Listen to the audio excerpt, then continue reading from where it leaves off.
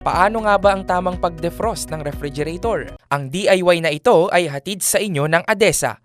Kung walang built-in defrost mechanism ang iyong refrigerator, mainam na mag-defrost ka na kapag umapal na ng 1/4 inch o higit pa ang yelo nito dahil posible ito makabawas sa cooling efficiency ng ref mo. Kaya para tama ang pag-defrost mo sa ref, sundan mo lamang ito.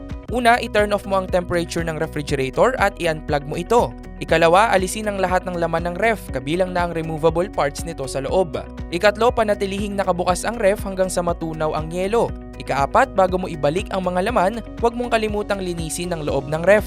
At ikalima, iwasang buksan ng madalas o matagal ang pinto ng ref para hindi mabilis mabuo ang yelo. Gets mo ba? Sige nga, do it yourself! One day, isang araw, masayang naglalaba si Snowy. Ilang kusot lang, pagod na at luging-lugi. Samantala, si Witch Morgana, parang may hidden agenda. Si Witch Morgana, here to save the day pala. Just a quick tap on her phone, so fast! Washing machine ni Snowy is here at last. Yan ang delivery bilis ni ADESA. Installment approved bilis na, 0% interest pa up to 12 months. Sa ADESA installment, kaya-kaya.